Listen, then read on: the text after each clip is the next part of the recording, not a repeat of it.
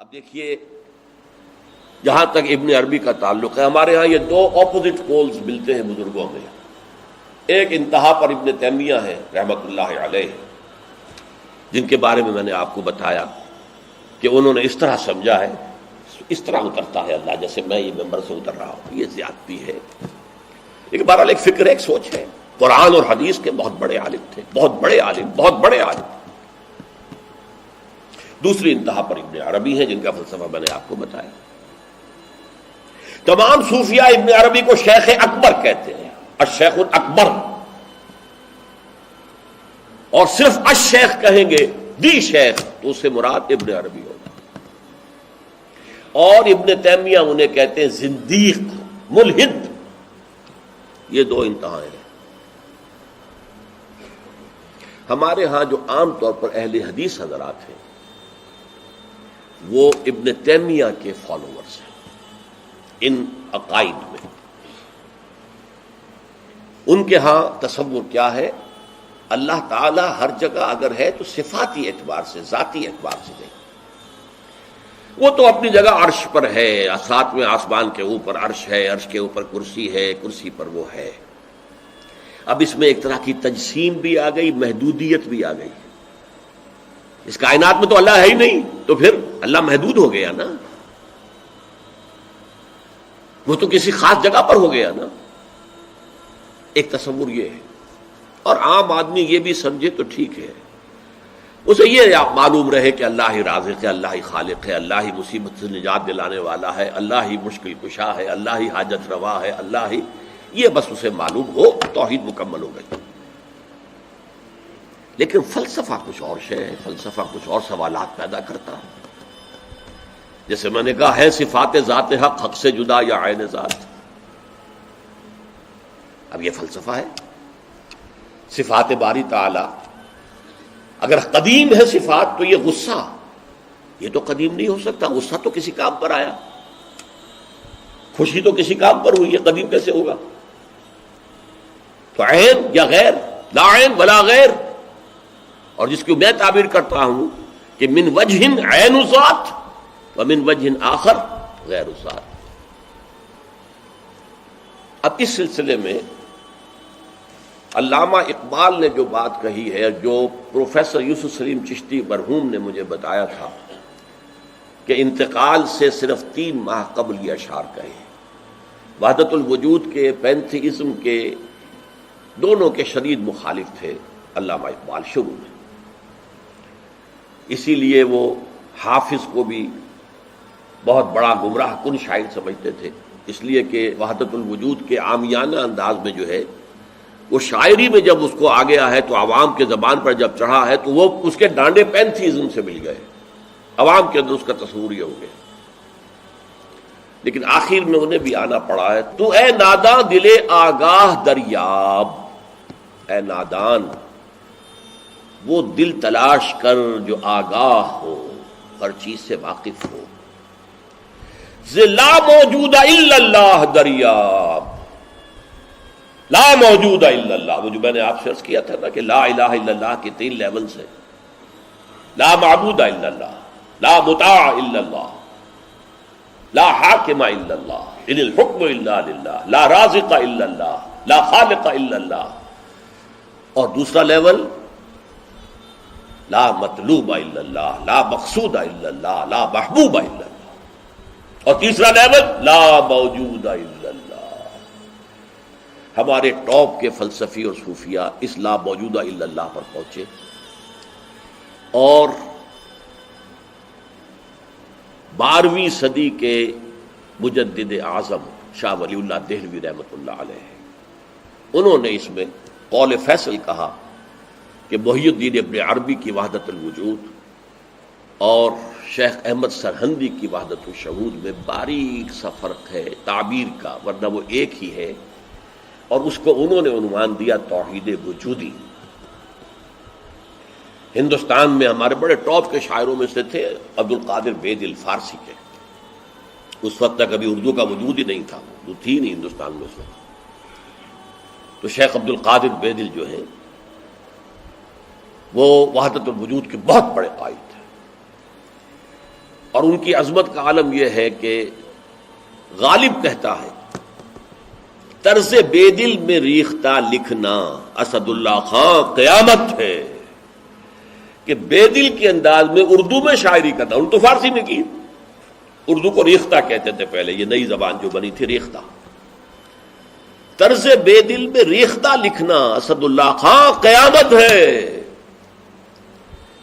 لیکن وہ اسد اللہ خان بھی یہ کہتے ہیں جارو بلا بیار کہ این شرک فی الوجود باگرد فرش سینہ بایواں برابر است۔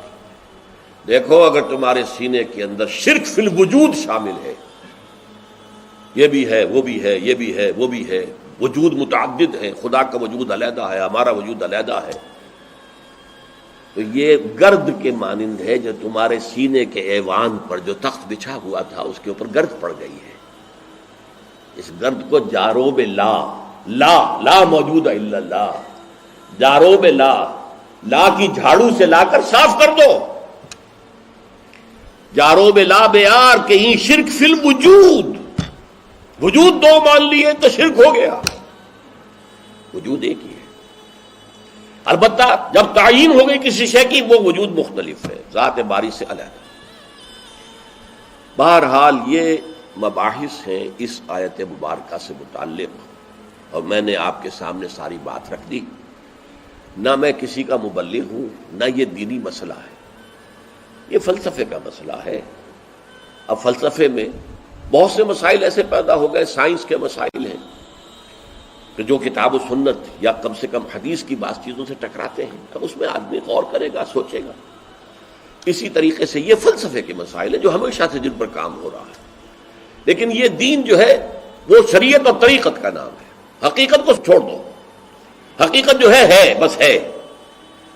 تم سورج مکھی کے پھول بن جاؤ، تمہاری توجہ ہر وقت اپنی اس ذات جو جس نے تمہیں پیدا کیا ہے، حقیقت تو وہی ہے، لیکن سورج مکھی کے پھول بن جاؤ۔ لیکن اسے آپ غلط کہیں، مجھے کوئی اعتراض نہیں، لیکن یہ کہ ایک شخصیت کو میں ایسے سے واقف ہوں جو اہل حدیث بھی کٹر تھے اور صوفی بھی بڑے تھے۔ یہ جو ہمارے ہاں مشہور ہے غزنوی خاندان، مولانا عبداللہ غزنوی آئے تھے اور وہ اپنے تصوف کی بعض آراء کی وجہ سے اور بعض اپنی اہل حدیثیت کی آراء کی وجہ سے افغانستان سے نکال دیے گئے تھے، غزنی سے نکال دیے گئے، تو امرتسر میں آ کر آباد ہوئے۔ ان کی اولاد ہے یہ غزنوی خاندان۔ ان میں مولانا داؤد غزنوی رحمۃ اللہ علیہ سے میرا بڑا قرب رہا ہے۔ ان کے پھر بیٹے تھے ابو بکر غزنوی، وہ معروف ہیں، کافی لوگ ان سے واقف ہوں گے۔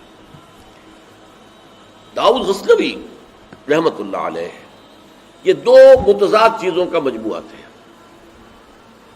تصوف بھی اور اہل حدیثیت بھی۔ عام طور پر اہل حدیث کی ساری توجہ ظاہر پر رہتی ہے، وہ باطن میں جانتے ہی نہیں، اندر نہیں جاتے، فلسفے سے کوئی تعلق ہی نہیں۔ لیکن فلسفہ اور تصوف یہ جڑے ہوئے آپس میں چولی دامن کے ساتھ۔ انہوں نے ایک دفعہ منٹگمری میں جو سائیوال کہلاتا ہے آ کر تقریر کی، اہل حدیث مسجد تھی، میں بھی گیا ہوا تھا سننے کے لیے۔ انہوں نے وہ اہل حدیث نوجوانوں سے کہہ رہے تھے کہ دیکھو تم اپنے مسلک پر قائم رہو، ہم غیر مقلد ہیں، ہم کسی کے مقلد نہیں ہیں، نہ ابو حنیفہ کے نہ مالک کے، لیکن کبھی بھی ان ائمہ کی توہین نہ کرنا۔ یہ ہمارے عام نوجوان جو کہتے ہیں ابو حنیفہ کو کیا پتا تھا، ابو حنیفہ کے پاس تو علم ہی نہیں تھا، ابو حنیفہ تو جو ہے علم حدیث میں کورے، یہ توہین کے الفاظ کبھی استعمال نہ کریں۔ اچھا، اس واعظ کے ساتھ انہوں نے مثال دی کہ دیکھیے شیخ محی الدین ابن عربی رحمت اللہ علیہ کے سب سے بڑے مخالف شیخ احمد سرہندی رحمت اللہ علیہ تھے، دونوں کے لیے رحمت اللہ علیہ کہا۔ میں حیران ہو گیا، یہ وہابی آدمی، کٹر وہابی اہل حدیث، اور یہ شیخ ابن عربی رحمت اللہ علیہ کہہ رہا۔ خیر میرے دل پر بھی اثر ہوا کہ بڑی وسعت ہے ان کے فکر و نظر میں۔ میری اہلیہ کے چچا تھے، ان کے ایک بیٹے، سب سے چھوٹے بیٹے یہاں مجمع میں موجود بھی ہیں، شیخ فضل الرحمان مرحوم۔ ان کے بہت گہرے تعلقات تھے یہ جو خاندان غزنوی خاندان سے. انہوں نے شام کو کھانے پر بلایا، مجھے بھی بلا لیا، میں ان کا داماد ہی تھا نا. تو وہاں میں نے کہا کہ حضرت آپ نے شیخ ابن عربی کے ساتھ رحمت اللہ علیہ کے الفاظ استعمال کیے، جبکہ ابن تیمیہ نے کوئی شرعی گالی چھوڑی نہیں ان کے لیے. زندیق، ملحد، اور آپ اہل حدیث ہیں، یہ کیسے ہوا؟ میں ان کی عظمت کا قائل ہو گیا، ان کی آنکھوں میں آنسو آ گیا. کہنے لگے ڈاکٹر صاحب یہ دونوں ہمارے بزرگ ہیں، ہم خرد ہیں، آپس کے اختلافات وہ جانے، ہم چھوٹے ہیں، خرد ہیں، خرد رہنے ہی میں عافیت سمجھتے ہیں، ہمارے لیے دونوں محترم ہیں. اور مسجد میں انہوں نے ایک مثال بیان کی تھی کہ شیخ احمد سرہندی رحمۃ اللہ علیہ نے شیخ ابن عربی کے بارے میں اپنے مکتوبات میں لکھا ہے، ما ذل بردار خان ایشانم لیکن چکنم معاملہ صفات باری تعالی است، کہ ہم شیخ ابن عربی کے دسترخوان کے جھوٹے ٹکڑے کھانے والوں میں سے ہیں. کون کہہ رہا ہے؟ مجدد الفسانی کہہ رہا ہے. ما ذل بردار خان ایشانم، ان کے دسترخوان کے سوکھے جوڑے ہوئے جھوٹے ٹکڑے کھانے والوں میں سے ہم ہیں. لیکن چکنم، لیکن کیا کریں، معاملہ سے بات باری تعالی، یہ باری تعالیٰ کی صفات کا معاملہ ہے، ہمیں اختلاف کرنا پڑ رہا ہے، اختلاف ہم کر رہے ہیں، لیکن ہم ان کے دسترخوان کے جھوٹے ٹکڑے کھانے والے. یہ کہہ رہے ہیں شیخ احمد سرہندی رحمت اللہ علیہ، جن کے بارے میں مشہور ہے کہ ابن عربی کا یا تو مخالف اول ابن تیمیہ رحمت اللہ علیہ، اور یا پھر مخالف دوم جس نے جوابی فلسفہ پیدا کیا وہ شیخ احمد سرہندی رحمت اللہ علیہ. تو یہ ہے کہ ان چیزوں کے بارے میں اپنے سینوں کو وسعت دیجیے. آپ ابن عربی کی بات کو چھوڑ دیجیے، پھینک دیجیے، لیکن توہین نہ کیجیے، اس کو خام خواہ کفر سے تعبیر نہ کیجیے. یہ چیزیں جو ہیں، اور پھر ہمارے سارے صوفیہ جو اس کے قائل ہیں، پھر ان سے بدزنی ہو گئی. میں صرف اس لیے کہ وہ بدزنی اور دلی نفرت کا معاملہ ختم ہو جائے، میں یہ ساری بحث اس لیے کیا کرتا ہوں، ورنہ میرے عام دروس میں ان مسائل پر گفتگو نہیں ہوتی. بڑے گہرے مسائل ہیں اور ان کا سمجھنا عام لوگوں کے لیے ممکن بھی نہیں ہے، بلکہ عام آدمی کے، یہ جس کو کہتے ہیں نا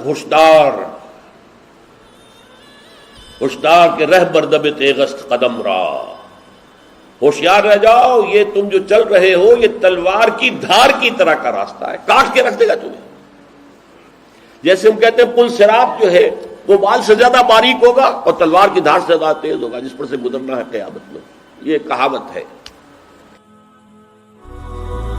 هي الحلقات تحفظني بآيات من القرآن، هي الحلقات تملأني